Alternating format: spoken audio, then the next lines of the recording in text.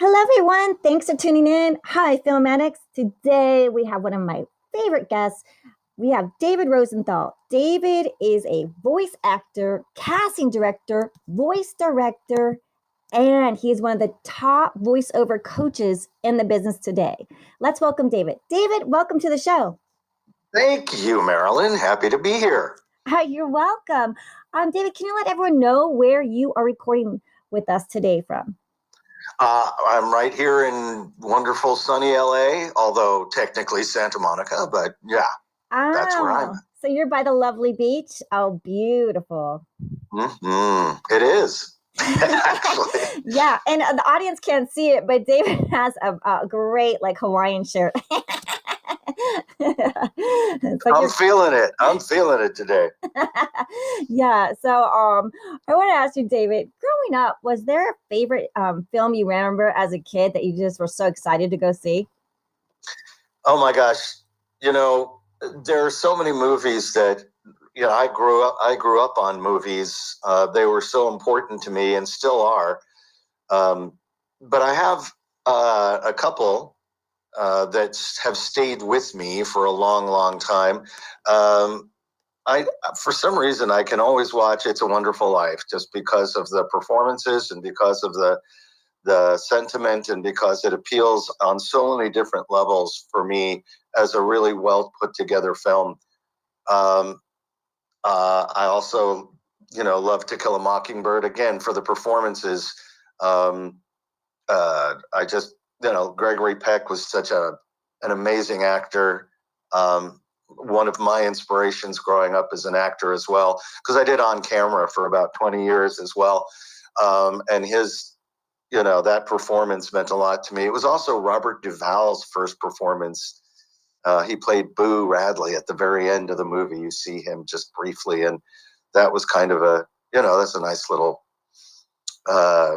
what do you call it? Easter egg type of thing at the end of that movie. Oh, Robert Duvall, what's he doing behind that door? Those are two great movies that meant a lot to me. And, I never get tired of watching. And that's a testament that the movies that you that have past years and years and years, and your whole family can watch them, and they bring to light, and spectacular actors that are just moving, and stories that you watch with your mom, your dad, your grandpa, your little sister can all enjoy together. When you're talking about Gregory Peck, I don't know if you remember this, The Million Pound Note. Do you remember that movie? I do, yeah. That was very interesting, right? Yeah. Really. Oh, heck yeah. Yeah. Yeah. And there's the power of I think if you, in your mind, if you know you're rich, the things that you can do with it, or the perception of being wealthy and the people that perceive you to be wealthy, how they treat you different. Yeah, beautiful things. And Robert Duvall, what an amazing actor as well. And I have to say, our audience, if you're gonna Google Dave Rosenthal, you remind me of Tony Curtis. Does anyone ever tell you that? People have told me I remind them of so many different people. Yeah. Yes, I've heard that before. Yeah. But I've also heard so many other names too. It kind of depends on the day and the feel and the energy that I'm putting out there. Well, but yeah. Well, the reason I'm saying that is because, I met Tony Curtis, and he draws, and he doodles. Yes, he does, right. He draws and he doodles, right. And he doodled several flowers. I should have kept him. I don't know what happened to him, but I moved around a lot. As I was a hostess at Nikki Blair's on Sunset, and he would always come up to the hostess stand and talk to me and draw flowers and draw little things for me while I was working there, because he works the room. And so you remind me of him, because I missed the days when the restaurants were open, but hopefully they'll open up again. But so you just have this lovely, lovely career. And so I wanted to ask you, we talked about your favorite childhood film growing up, but was there this master film that you saw perhaps in the Criterion Collection that you just fell in love with, that inspired you on your career path? Interesting. For me, I grew up on stage, and because I wasn't in a position I wasn't in LA growing up. I, got here as an adult. So growing up for me, it was amazing stage performances that my mom took me to see, and that got me interested in both musicals and straight plays and stage performances. Those are the things that really got me going. I saw Fiddler on a Roof when I was young, in Oklahoma when I was young. My mom took me to all these great musicals and took me to Arena Stage in Washington, D.C. To see some fantastic films. Fantastic plays. And so those are the things that resonated with me, to the point where I decided that that's where I wanted to go and what I wanted to do. We had a great Shakespearean repertory company in Washington, D.C. as well. So I grew up, with Shakespeare and a lot of the classic plays, Death of a Salesman, and all sorts of wonderful stuff. So that's what really got me going. I didn't, movies were things that appealed to me in a way that I said, well, maybe someday, but right now, what can I do?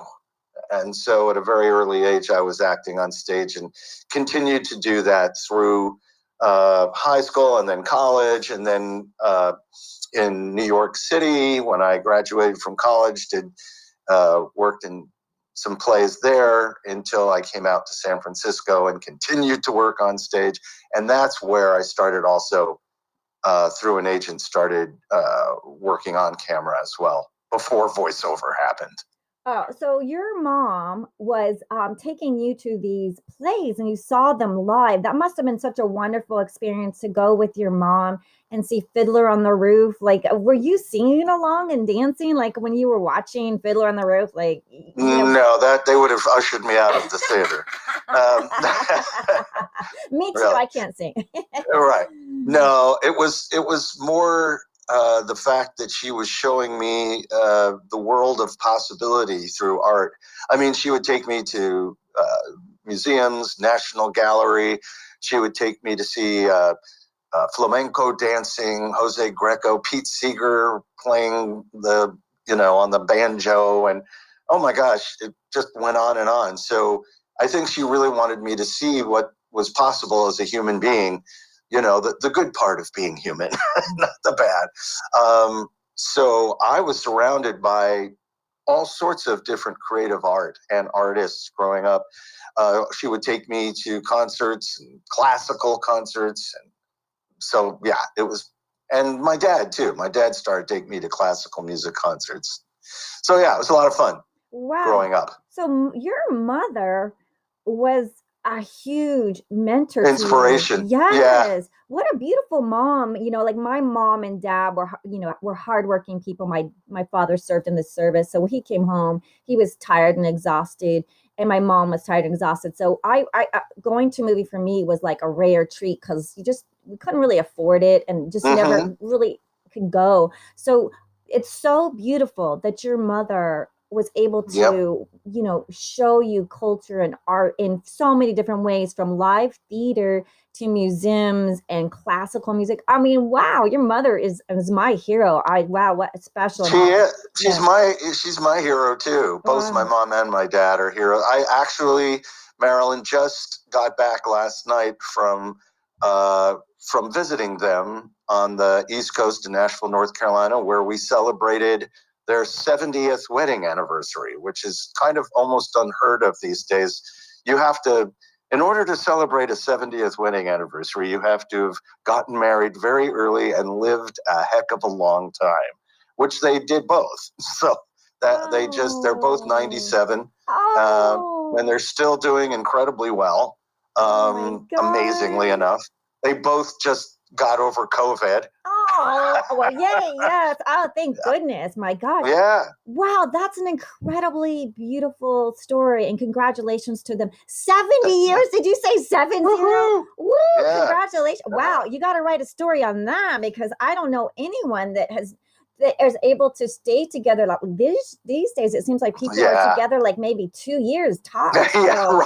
So that's like, wow, what a beautiful family. And you know, congratulations to your mom and dad. Thank you. Beautiful. Yeah, I feel blessed. Yeah, and so I'm going to ask you, so when you started watching movies, did you just have this favorite director that you just, like, wow, he's so incredible that you like? Well, started watching movies. I mean, when I started watching movies, I was more aware of the actors than I was of directors. It wasn't until later that I, was interested in who was directing. Yeah, true. Because as coming from an actor's point of view, I was very much watching my favorite actors do their thing. But, it turns out that Frank Capra was directing a heck of a lot of the movies that I happen to love. I think he tapped into the American spirit, the American zeitgeist, and what we're all hoping to find, the life, love, and the pursuit of happiness. And, I think that he showed the hardships around that and wanted to show people as people, not as movie stars, and he didn't, sugarcoat things. He showed things the way they are, and at the same time created a sense of a lot of hope for us, individually and as a species to carry on amidst all the crap that's going on. So I like that. I thought that was a very hopeful message, and I'm a very hopeful guy.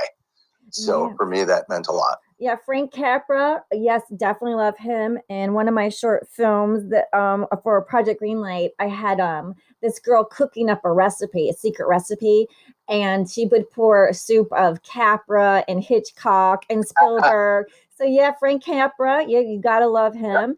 So I'm gonna ask you, so you usually ask people to can you share a favorite directing shot that you love, or an actor scene, because you are doing voiceovers and acting.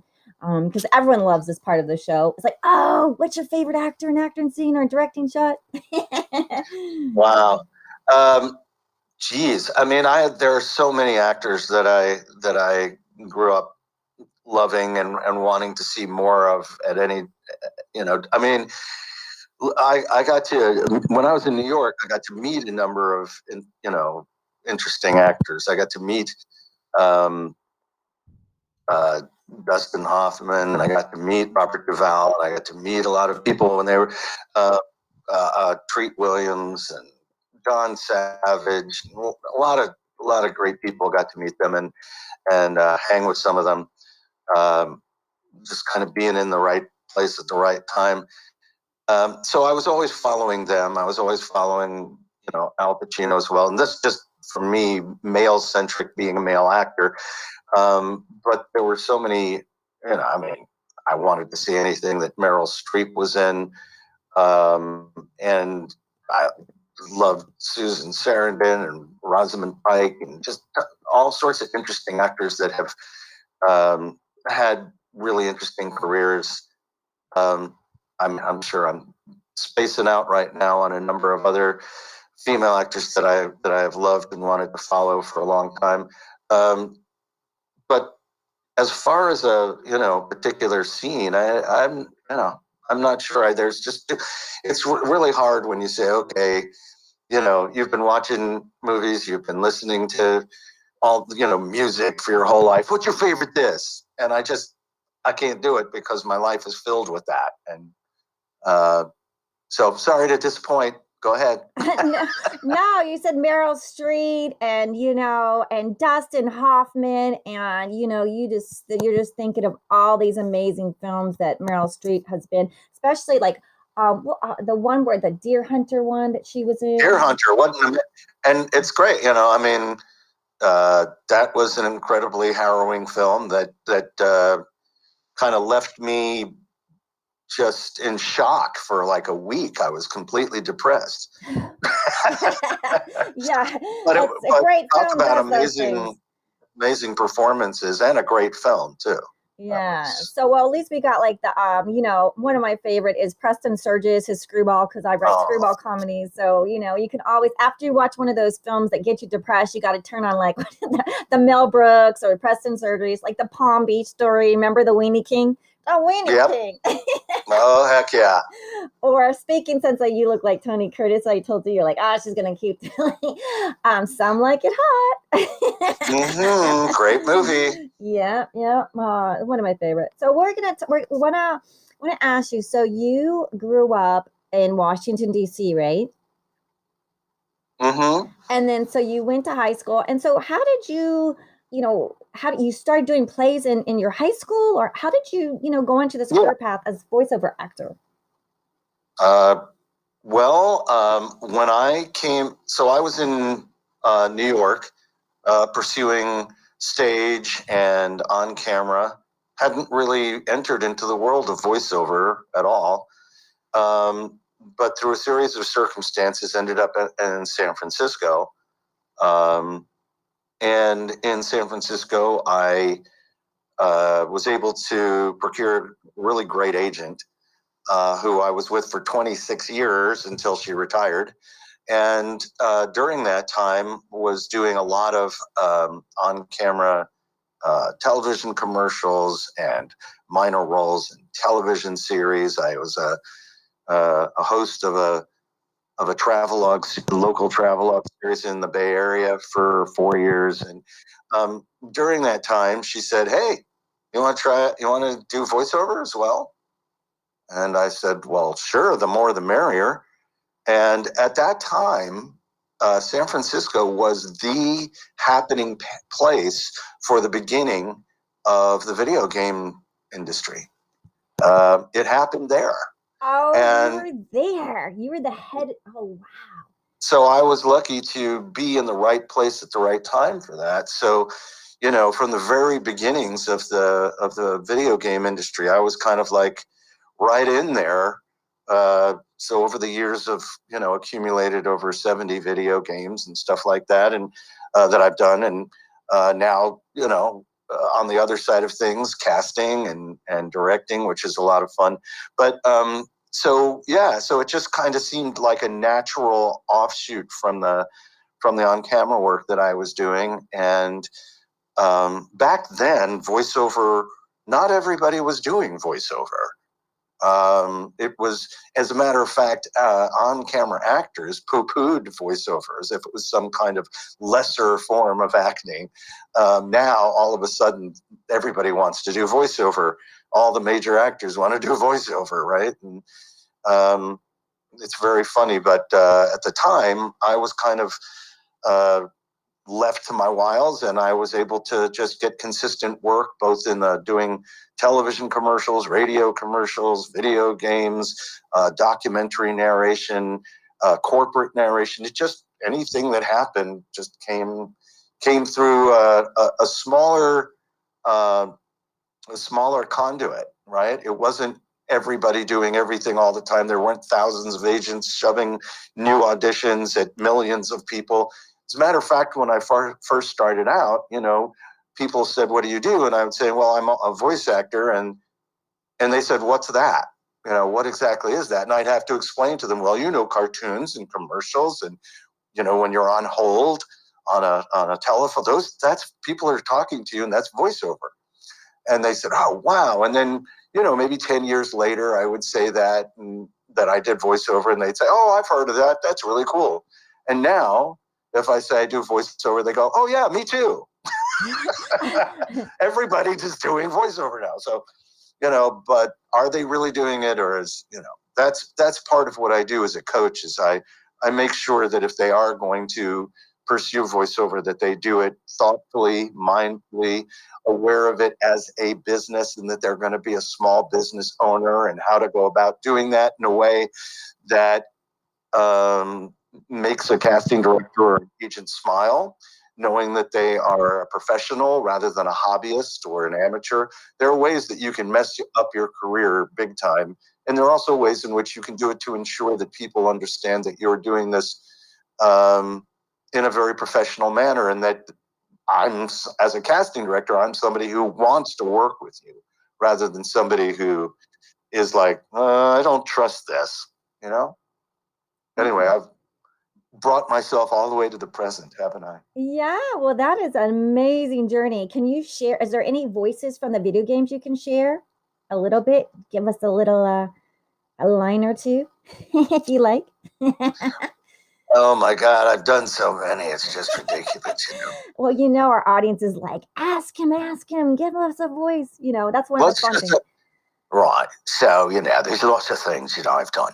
And, I've done some characters from Call of Duty and been there awfully.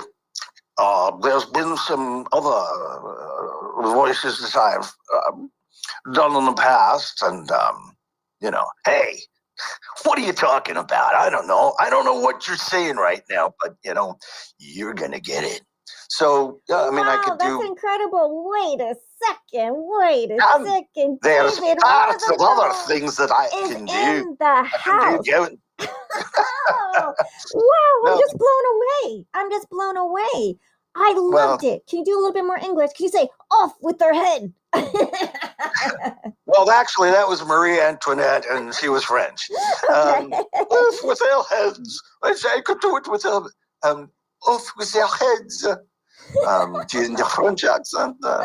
And I played Einstein for a while on for the teenagers. Did a historical game. I played Einstein. So I mean, you can go and do all sorts of things, ma'am.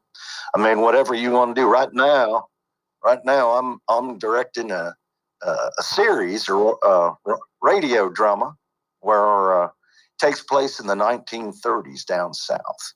It's a an actual true crime drama series. All of these are taking place back in the 30s and 40s, and so they're pretty exciting. And we gotta put out the casting call for people who can do the Southern accent, things like that. Oh, wow, David. I'm just blown away. Incredible talent. A spectacular talent. Wow, that voice is amazing. Which one were you thinking? Which one were you talking about? Is that one? Is that the one that's blowing you away? Because I could do this all day. I did like the, what was it? What was the first one? You were the Mortal Kombat captain? Oh, I've done, did all the I mean this is going back, but did all the Armored Core games and Siphon Filter, Dead Space, and all sorts of fun stuff. Did a lot of different anime like Phantasy Star Universe and Pope LaCroix, but these are this is going back. Spawn, Anti-Spawn, and a lot of. Oh my gosh! Yeah, fun stuff. Yeah, fun stuff, and I'm grateful that I had a chance to do all that stuff before all the celebrity actors said, "No, these are my roles now. You can't have." Oh, well. No, it's totally fine. Is it hard to get into? Is it just like, do they only just want? It is hard. Is there a possibility for anyone new? Because there's so many people listening to the podcast. Like we've hit top 12, 23, top 40 around the world now with Film Addicts. Thank you everyone for listening. And, they come to listen to see, like, is it a possibility? Like how, for someone new that's not famous, it's not, or you didn't have the privilege to be on TV yet, but you might have a gift, you might have that passion. So do you just keep working on it and just, trying to get that agent or that manager? You just keep working on your craft? Yeah, I mean, I tell all my clients, when I coach them, I say, this is a long haul. This is not an immediate gratification industry. And you, if you're really interested in it, are going to have to put time, perseverance, patience, talent, and finances into creating a professional business that people will want to work with, who people will want to work with. And, if you don't have all of those things, it's going to be really, really tough. Because people these days, as a casting director, I have my choice of whoever I want, and if you're not going to be up there at the top showing me your stuff, and that you're professional, not just talent, but in the professional nature you have as a business person, People think, it used to be, oh, well, I'm just a talent and I have an agent and my agent will take care of everything. That's not the way it works anymore. Yes, having agency representation is important, but it's just as important to be able to self-promote yourself, to know how to do that on different social media, how to, you can mess your that impression of yourself as a business big time if you're not working appropriately on LinkedIn or Instagram or Twitter. You can mess that up big time really quick, and it's really hard to get rid of a bad impression once you have one. So I would say that it's extremely possible to do it. And if you have a guide and a coach who knows what they're doing in this industry and how to guide you and help you find the right path, then yes, you do have a good chance of doing it. Doing it on your own is harder, much harder. Yeah. And so which leads me to, like, I really am so excited to have you on here because animation and live action and anime are huge now. And there's so many streaming platforms, from YouTube to TikTok to short stuff, right, to long stuff. But I want to talk a little bit that when you went, you have a BA in theater, so you actually studied theater and you studied acting in New York City with Herbert Berghoff Studios in San Francisco with Richard Side. So that's really important that you studied with some of the top people in the business. So you dedicated, your time, and like you said, a business, you studied your craft, you studied your art. So you were ready for an agent. You weren't just like, some people these days, they make a YouTube video, which is great. And then, because a lot of people in Los Angeles have been like going to classes and studying, and we see all these newer generation, which, all of a sudden are getting acting roles, and you're like, wait, they've never even gone on an audition, and now they got a role because they like have followers on TikTok or something. So like some people are passing you by because they get lucky over here. So is it just kind of like you just say, everyone's path is different and just keep plugging along, right? Well, sure. I mean, I think those people you're talking about on YouTube and TikTok are far and few between. Mm-hmm. And so, yes, I would say that the true path of an artist is patience and perseverance. I would say that those people, they're very, there's the exception on YouTube or TikTok or any of the other platforms where they're actually very talented at the same time. Lots of times they just have a thing that they're doing that happens to take off and people enjoy it for a while. Some people can parlay that into a career, and other people, flash in a pan, they make their money and they're gone. And you never, like, whatever happened to...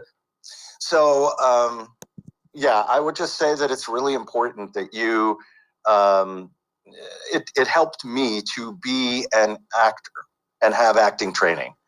That helped immensely because my ability to feel comfortable in front of an audience, that really translates well when you're a voiceover actor. So David, I want to ask you real quickly, where can people, get coaching from you? How they, ask for coaching or be in a class or, even acquire? Where can they? If this is something that you're interested in, anybody who's listening, before you just decide to plunk down a lot of money and time into this, I offer 15-minute free consultations to anybody who wants to talk to me about this possibility and how to get involved. And you can go to globalvoiceacademy.com. I'm the CEO at globalvoiceactingacademy.com, but the URL is globalvoiceacademy.com. And if you scroll down to the bottom, you can sign up for a free consultation, and we can either meet on Zoom or phone, and we can talk about, does this work for you? Is this something that could work for you? Or, if you're already involved, why is it not happening for you?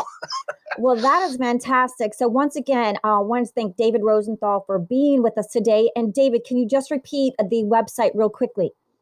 Sure. So it's globalvoiceacademy.com. It's part of Global Voice Acting Academy, or GVAA as we're known. You can go to GVAA Community over on Facebook, and you can join our community there too, if you like. Thank you so much for everyone listening. Till next week, stay safe and healthy. Cheers, everyone. Bye.